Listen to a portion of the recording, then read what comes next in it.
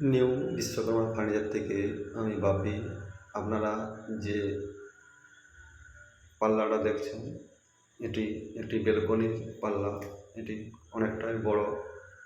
এটি সম্পূর্ণটি আমাদের হাতের বানানো, যে ফ্রেম সমেত পাল্লা এবং যে পালিশটি আপনারা দেখতে পাচ্ছেন, এটাও আমাদের হাতের আমরা করেছি। এই যে দেখছেন পাল্লাটা, পালিশটি এবং কাজটি কেমন হয়েছে অবশ্যই কমেন্ট করে জানাবেন এবং আমার চ্যানেলটাকে লাইক এবং সাবস্ক্রাইব করে দেবেন এবং যদি ভালো লেগে থাকে তাহলে অবশ্যই বন্ধুদের শেয়ার করে দিতে ভুলবেন না। দেখছেন